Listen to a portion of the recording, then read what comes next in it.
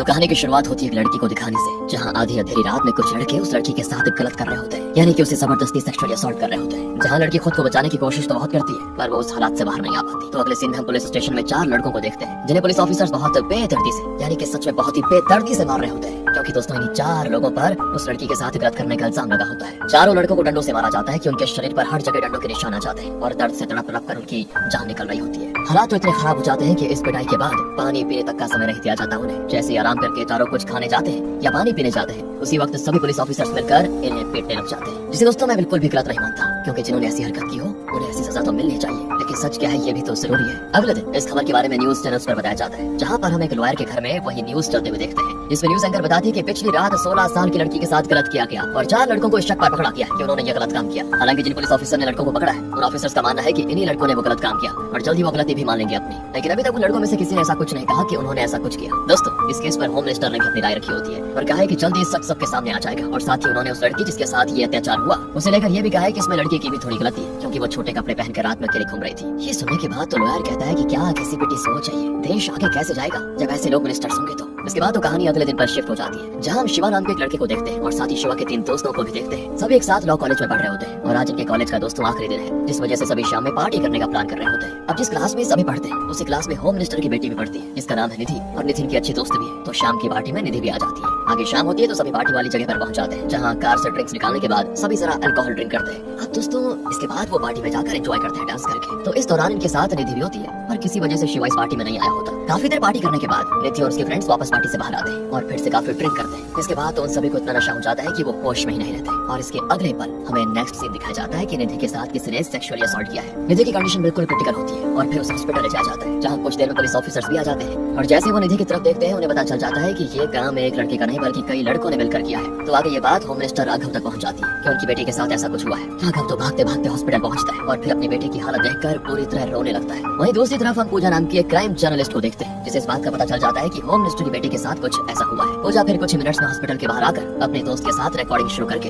इस केस के बारे में रिपोर्टिंग करने लग जाती है। और फिर जैसे ये न्यूज बाहर आती है, हॉस्पिटल के बाहर रिपोर्टर्स की लाइन लग जाती है, जहाँ फिर पुलिस ऑफिसर्स रिपोर्टर्स को बताते हैं कि देखो हमने उस लड़के को पकड़ लिया है जिसने ये गलत काम किया है। लेकिन इसके जवाब में जब रिपोर्टर्स पूछते हैं कि हमने सुना है कि उस लड़की के साथ कई लड़कों ने गलत काम किया, तो फिर आप लोगों ने सिर्फ एक लड़के को क्यों पकड़ा? जवाब में ऑफिसर्स कहते हैं कि अभी हम सिर्फ एक ही लड़के को पकड़ पाए और उसी के जरिए हम बाकियों तक भी पहुंच जाएंगे। दोस्तों अब ऑफिसर ये बात राघव को बताते हैं और फिर हम राघव के चेहरे पर डरावना गुस्सा देख पाते हैं कि अब वो उस लड़के के साथ पता नहीं क्या करने की सोच रहा है। और यहाँ पर कोई और भी होता ना तो वो भी ऐसा सोचता कि उस लड़के के मैं टुकड़े टुकड़े कर दूं। ऐसा ही कुछ राघव भी सोच रहा होता है। कहानी आगे बढ़ती है तो हम जान पाते हैं कि पुलिस ऑफिसर्स ने जिसको पकड़ा है वो कोई और नहीं दोस्तों बल्कि शिवा ही है। तो पुलिस शिवा से पूछती है कि तुमने ऐसा क्यों किया? शिवा का कोई जवाब नहीं आता, और ये देखकर तो ऑफिसर्स गुस्से में बिल्कुल आग बबूला हो जाते हैं और उसे वहीं पर पीटना शुरू कर देते हैं। काफी देर तक मार खाने के बाद भी जब वो अपना मुंह नहीं खोलता, तब उसके कपड़े उतरवा कर उसे पिटा जाता है। इस बार भी दोस्तों शिवा कुछ नहीं कहता, हालांकि दर्द की वजह से उसकी आंखों से लगातार आंसू बह रहे होते हैं, और वो ऑफिसर्स ना तो रुकने का नाम लेता है और न ही उसकी कोई बात सुनता है। दूसरी ओर शिवा की माँ को जब इस बारे में पता चलता है कि उनके बेटे को अरेस्ट कर लिया गया है, तो वो बड़ी दुखी होती है। उन्हें गुस्सा आ जाता है कि क्या कर दिया बच्चे ने, लेकिन उसे भरोसा होता है कि मेरा बेटा ऐसा नहीं कर सकता।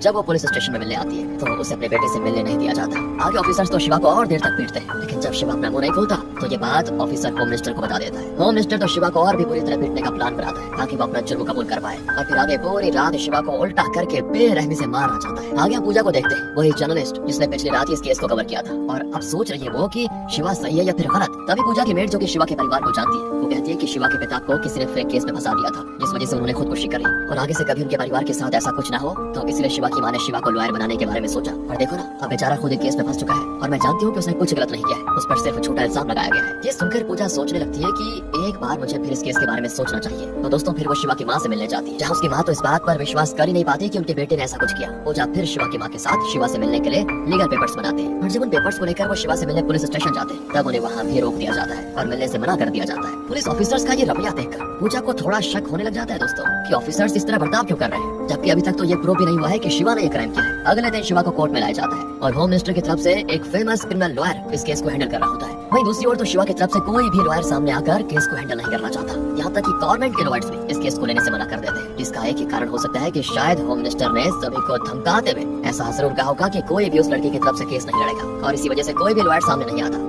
लॉ में दोस्तों एक रूल ऐसा भी होता है जिसमें विक्टिम खुद अपना केस लड़ सकता है। इस बेसिस पर शिवा को अपना केस लड़ने का मौका दिया जाता है और फिर प्रोसीडिंग्स शुरू होती है। सबसे पहले क्रिमिनल लॉयर ये कहता है कि जिस रात निधि के साथ गलत हुआ उस रात ऑफिसर्स उस जगह पर पहुंचे थे जहां पर ये घटना हुई थी। वहां ऑफिसर्स ने देखा कि निधि की हालत खराब है, उसके कपड़े गंदे हुए फटे हुए हैं और शिवा बिना कपड़ों के वही नदी के करीब था, जिससे साफ पता होता है कि शिवा ने ही निधि के साथ गलत किया होगा और शिवा ने पहले से इस बारे में सोच के रखा हुआ था कि जैसे मौका मिलेगा वो उसे अंजाम देगा। इसी वजह से वो पार्टी में नहीं आया, क्योंकि पार्टी में सभी दोस्तों के होते हुए वो अकेले निधि के साथ ऐसा नहीं कर सकता था। पर कुछ देर के बाद वो अचानक पार्टी वाली जगह पर आया और निधि को अकेला देखकर उसके साथ गलत कर दिया। इसी वजह से इन सेक्शंस के तहत इसको सजा मिलनी चाहिए। अब जवाब में शिवा कहता है कि सुनिए, आपने जो सेक्शंस बताए हैं उन सेक्शन में ये साफ मेंशन किया गया है कि जब तक विक्टिम जिंदा है इन सेक्शंस को लागू नहीं किया जा सकता। साथ ही आपने जो कुछ भी बोला वो बस आपका assumption है। क्या सच में मैं वहाँ किसी गलत इरादे से आया था? अगर हाँ तो इसका क्या प्रूफ है आपके पास? दोस्तों ये सुनकर तो लॉयर की बोलती बंद हो जाती है, क्योंकि इनके पास इस बात का जरा भी प्रूफ नहीं होता कि ये सब कुछ शिवा ने किया है और साथ ही इनके पास विक्टिम निधि का भी कोई स्टेटमेंट नहीं होता। इसके अलावा जो पिछले कुछ घंटों से शिवा पुलिस कस्टडी में था वहाँ भी उसने ये कबूल नहीं किया कि ये सेक्सुअल असॉल्ट उसी ने किया। तो ऐसा कहना बिल्कुल गलत है कि शिवा ने ये काम किया, ये सरासर झूठ है। अब शिवा फिर जज से कहता है कि योर ऑनर, मुझे बिना किसी प्रूफ के अरेस्ट कर लिया गया है और साथ ही विक्टिम निधि ने भी ऐसा कुछ नहीं कहा जिससे ये साबित हो जाए कि मैंने ही कुछ गलत किया है। मुझे बस इसमें फंसाया जा रहा है। जज अब लॉयर से पूछता है कि जब तुम्हारे पास इस लड़के के खिलाफ कोई प्रूफ नहीं है तो तुमने विक्टिम निधि से ये बात कंफर्म करने की कोशिश क्यों नहीं की कि क्या इसी लड़के ने तुम्हारे साथ गलत किया या फिर नहीं? लॉयर जवाब देता है कि असल में निधि इस वक्त कुछ बोलने की कंडीशन में नहीं है, इसी वजह से हम उससे कोई सवाल जवाब नहीं कर सकते और जैसे निधि इन कंडीशन में आएगी हम पूरी तरह से सच का सामना करने की कोशिश करेंगे। ये सुनकर जज कहते हैं कि अब हमें निधि के स्टेटमेंट का इंतजार होगा कि उसके साथ असल में शिवा ने कुछ गलत किया या फिर नहीं, और इसके लिए कोर्ट एक हफ्ते का समय देती है। इसके बाद ही इस केस के आगे की प्रोसीडिंग्स आगे शुरू की जाएगी। अब आगे पूजा को अपनी फ्रेंड से पता चलता है कि इस हॉस्पिटल में निधि को रखा गया है और उसकी मेडिकल रिपोर्ट आई या फिर नहीं। तो इस दौरान उन्हें पता चलता है कि पूजा के फ्रेंड की गर्लफ्रेंड उसी हॉस्पिटल में काम करती है और फिर पूजा उस लड़की से मिलकर उस केस के बारे में सब बताते हुए उसे कहती है मुझे निधि की मेडिकल रिपोर्ट चाहिए और तुम्हें ये काम बिना किसी को पता चले करना होगा, जिसके लिए वो मान जाती है और फिर उसके जरिए वो मेडिकल रिपोर्ट पूजा तक पहुंचाती है, जिस मेडिकल रिपोर्ट में ये लिखा होता है कि पूजा के साथ कई लड़कों ने गलत किया था,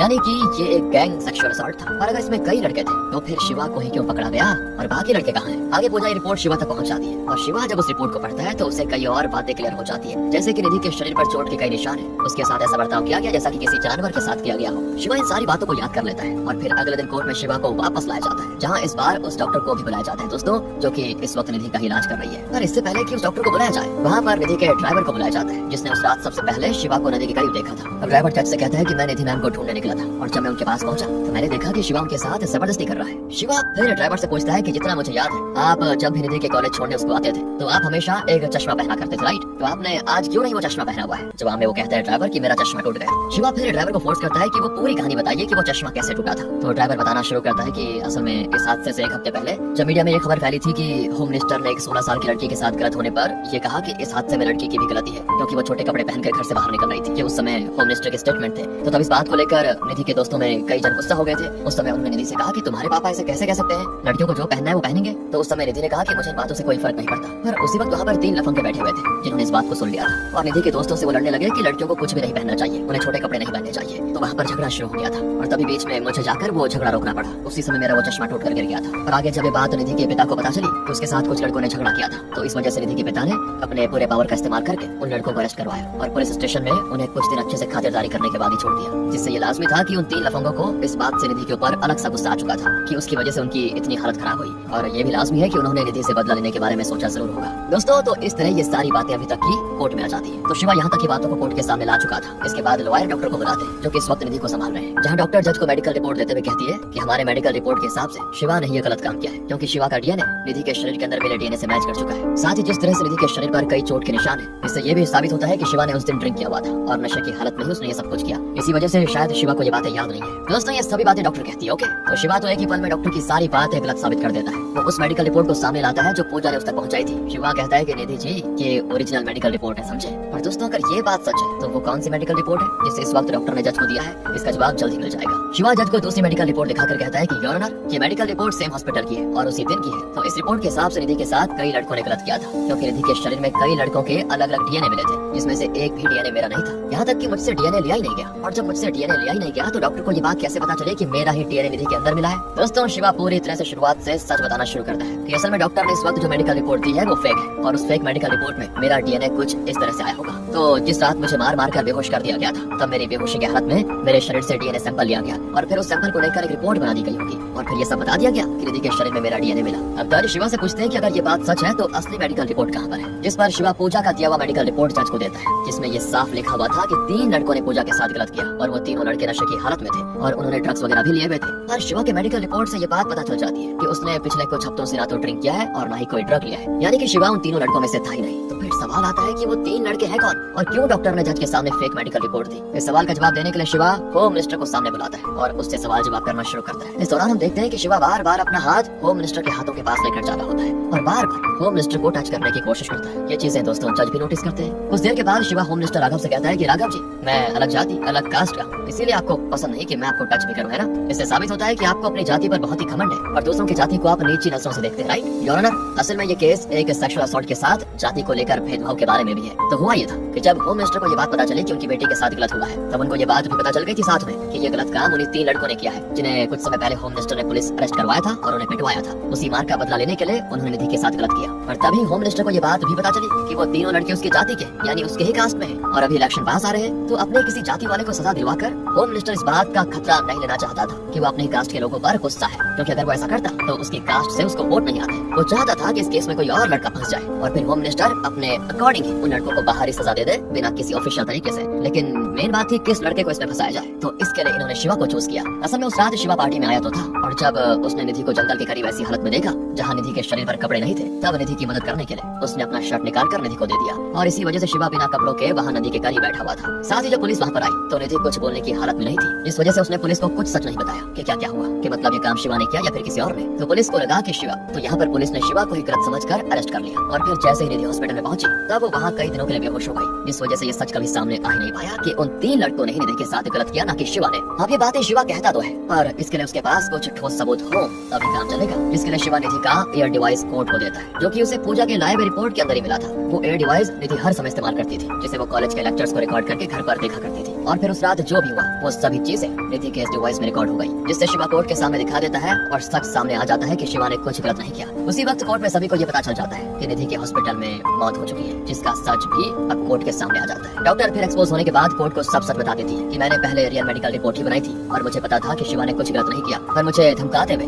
होम मिनिस्टर ने फेक रिपोर्ट बनवाने के लिए कहा और साथ ही शिवा का डीएनए मुझे दे दिया, जिसके साथ मैंने ये फेक रिपोर्ट बनाई और उस रिपोर्ट से साबित हो गया कि शिवा ने ही सेक्सुअल असॉल्ट किया है। साथ ही वो डीएनए पुलिस ऑफिसर्स ने होम मिनिस्टर को लाकर दिया था, वो भी पुलिस ऑफिसर से तब निकाला था जब शिवा बेहोश हो गया था, यानी इसमें पुलिस ऑफिसर्स भी मिले हुए थे। आगे दोस्तों डॉक्टर ये भी कहती है कि अभी निधि की मौत इसीलिए हुई है क्योंकि उसे जबरदस्ती राघव जी ने मार दिया। इसका कारण ये था कि कभी न कभी तो निधि ठीक होकर आ ही जाती और जब उसे पता चलता कि शिवा को इस केस में फंसाया गया है और असली क्रिमिनल्स को सजा नहीं मिली तो ये सच बाहर आ जाता, जिस वजह से होम मिनिस्टर ने दोस्तों खुद जाकर निधि की जान ले ली, यानी कि अपनी बेटी की जान। किसके लिए? पॉलिटिक्स के लिए। और इससे होम मिनिस्टर राघव को एक और फायदा था कि बेटी की मौत और सेक्सुअल असॉल्ट की हरकतों से उसे सिंपैथी मिलेगी और लोगों से वोट्स भी। इसी वजह से सिर्फ वोट्स के लिए अपनी बेटी के साथ उसने ये कर दिया। अब ये सभी चीजें कोर्ट के सामने प्रूव हो जाती है और फिर उन 3 लड़कों को भी लाया जाता है जिन्होंने एक्चुअली में निधि के साथ वो किया था। इसके बाद इस केस से जुड़े हुए सभी को police officers, doctors, home minister और कई लोगों को अरेस्ट कर लिया जाता है और कई सालों की सजा सुनाती जाती है। साथ ही जज शिवा के प्रेजेंस ऑफ माइंड और जिस तरह से उसने खुद के केस को अकेले हैंडल किया, इस चीज की बड़ी तारीफ करते हैं और उसे कहते हैं कि भले तुम अभी लॉ स्टूडेंट हो पर फ्यूचर में तुम्हारे जैसे ऑनेस्ट लॉयर्स के साथ ही सभी को न्याय मिलेगा। मुझे बहुत खुशी होगी।